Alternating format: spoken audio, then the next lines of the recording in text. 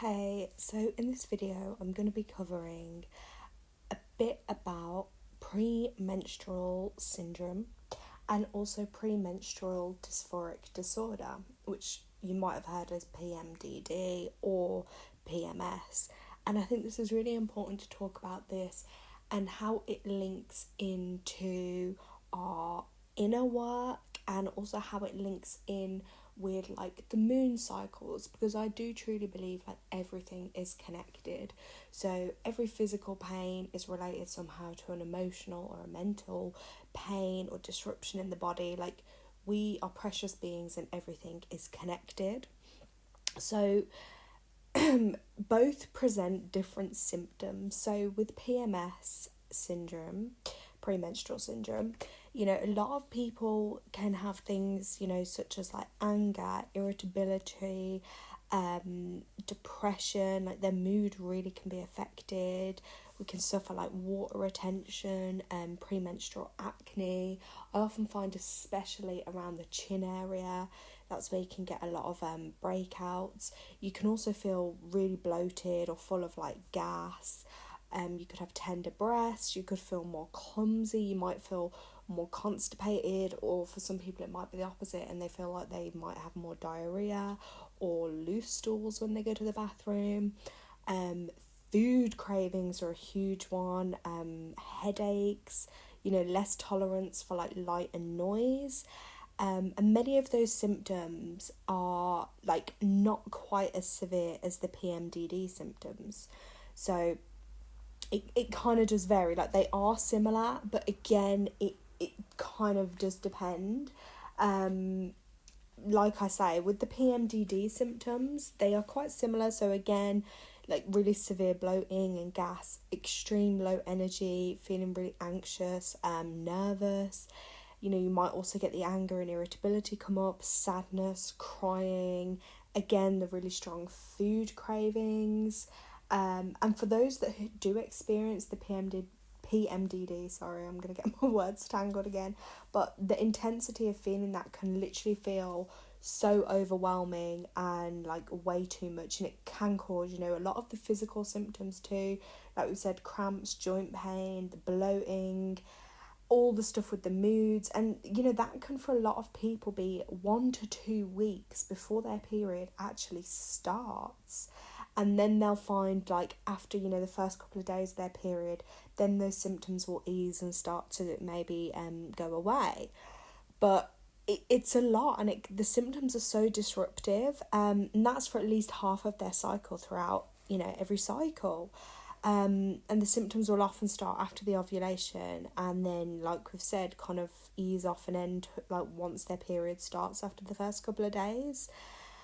And I think the reason I want to talk about it is because I feel like it can really affect people now, especially as women. Like, if you do suffer with any kind of mental health, I don't even know like what I want to call this, like struggles or issues or conditions maybe.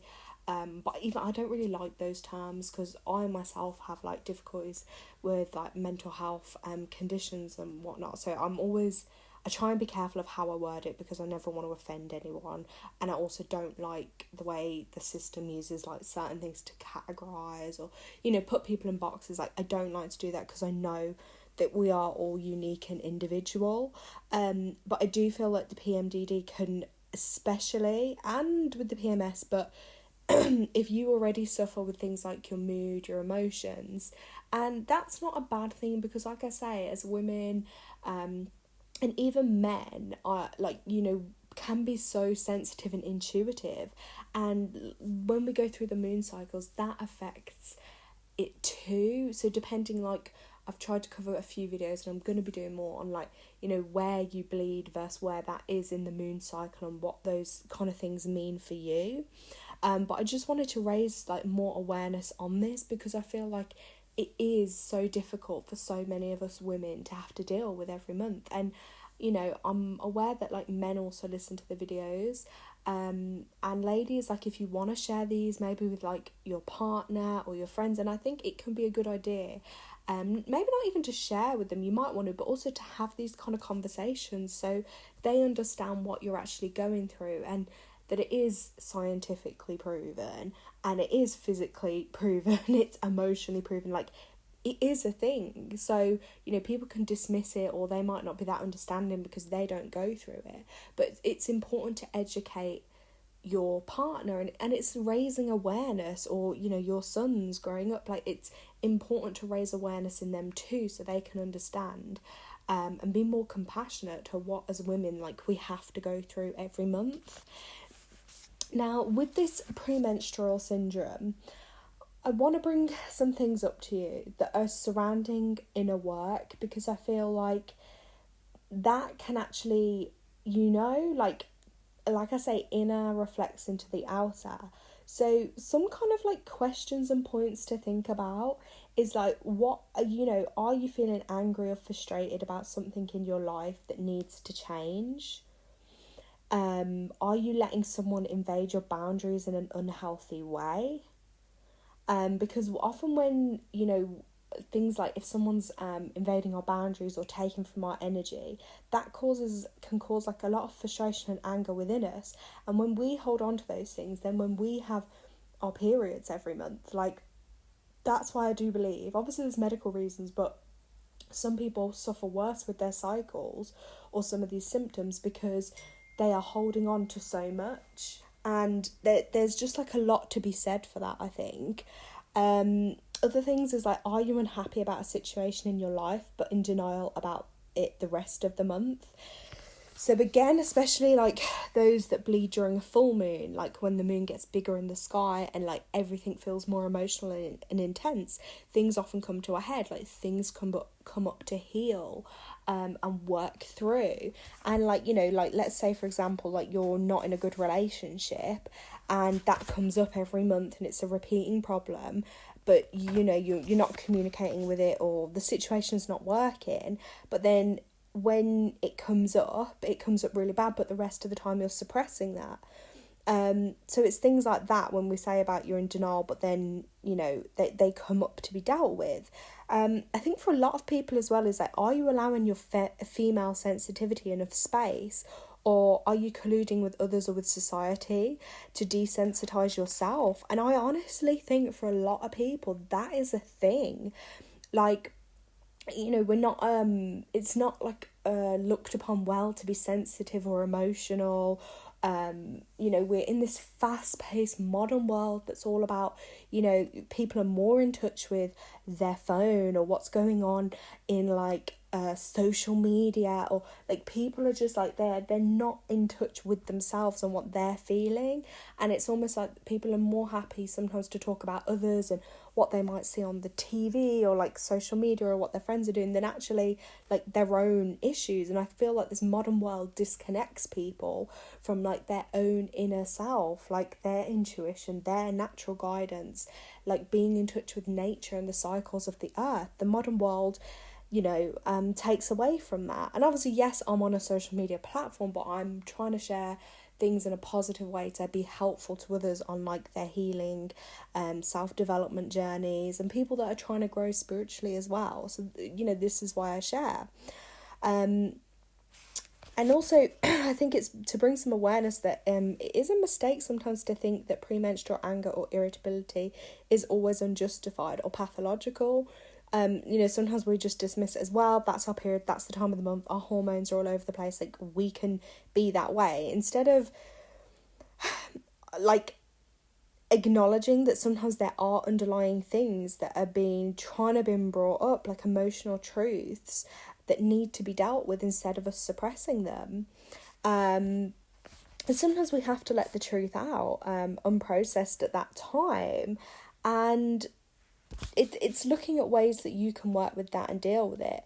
And, you know, you might feel if it's okay for you to maybe write or paint or talk it out first before like lashing out or hurting the feelings of those you love. But don't ever sacrifice your own health on you know, this account. Always try to keep a balance between honouring your own feelings and taking care of those around you.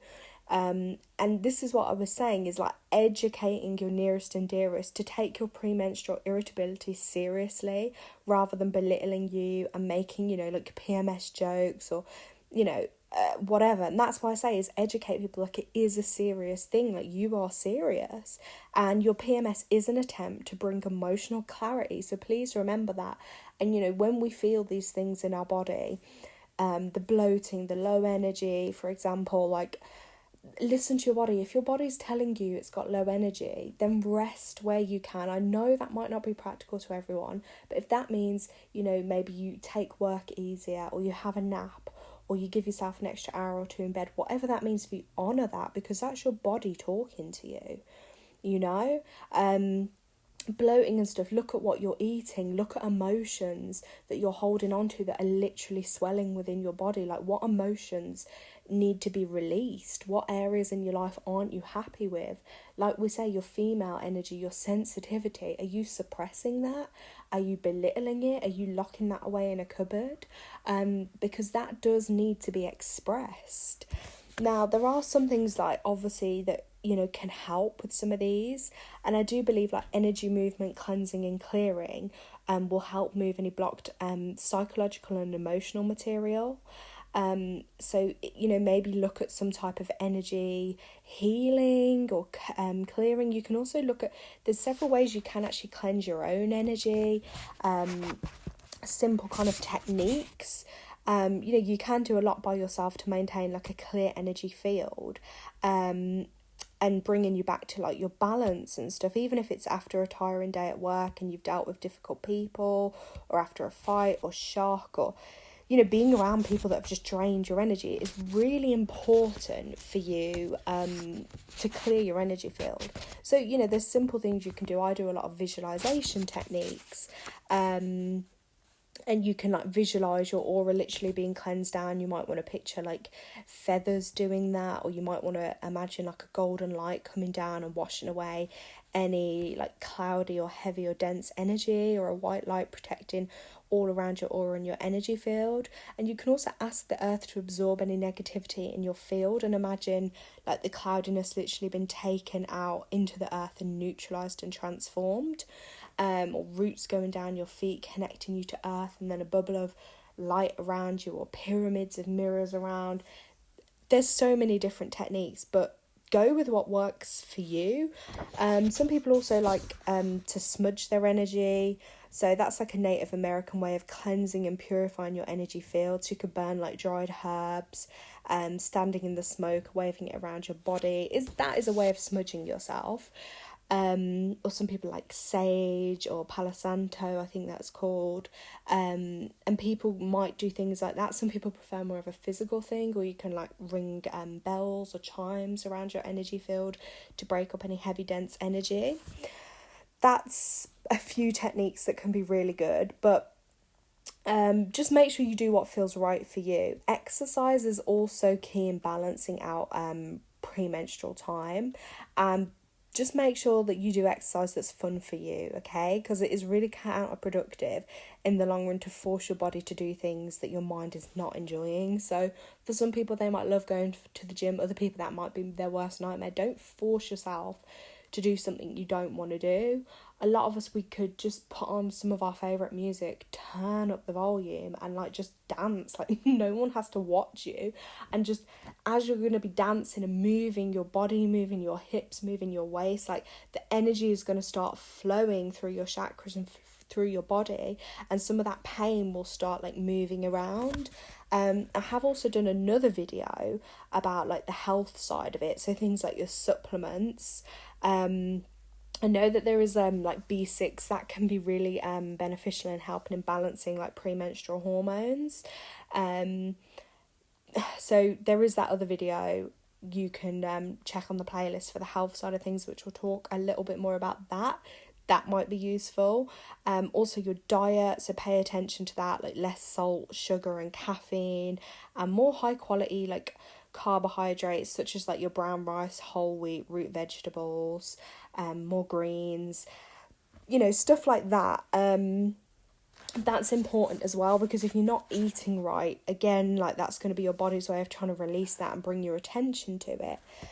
For those of you that have pain, a great way, it's simple, but try to relax. So lie down, relax, like let yourself enter a really dreamy state, focus on your breaths, the breath in your stomach, and bring your consciousness to the fact that menstruation is a gift, okay? It is a truly divine gift.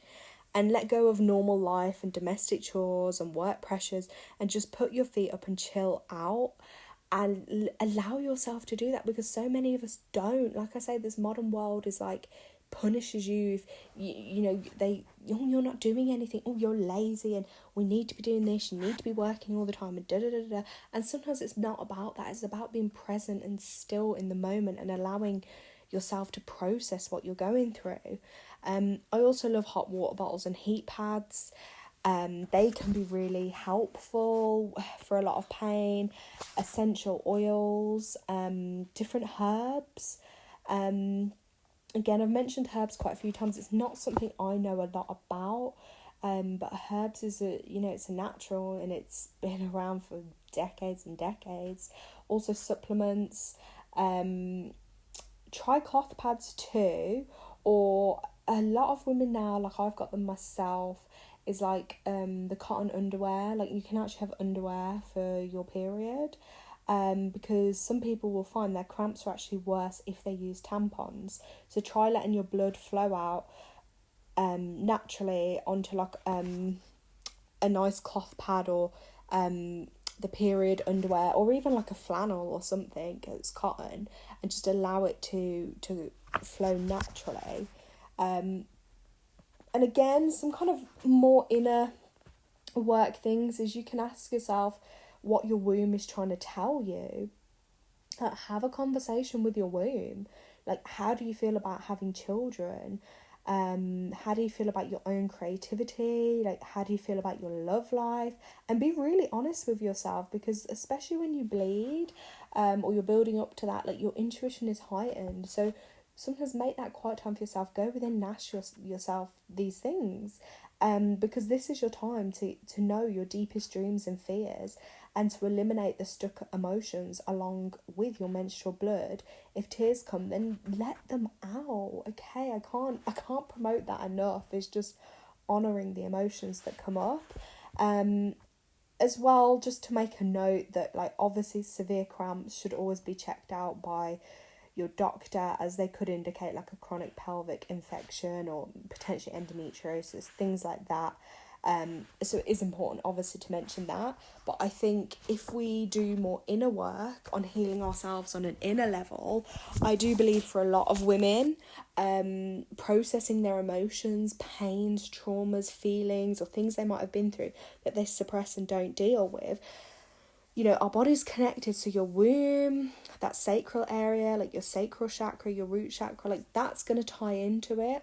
And it's about really going within and having these conversations and doing the inner work. And the more you can release, like on an energetic level, and then also physical, whether that, we say through tears, emotions, and also your bleed, you will find over time then your periods and these PMS, PMDD symptoms should actually improve, because you are dealing with the inner call that you're having. So that's what I just wanted to bring awareness to in this video. Like I said, I've got a few more other videos on these kind of information for you all to have a listen to if you haven't already. And if you subscribe, then you'll be notified when I release new videos. So thank you so much for listening, and I hope this has been helpful, and I look forward to doing some more videos to share with you all. Thank you.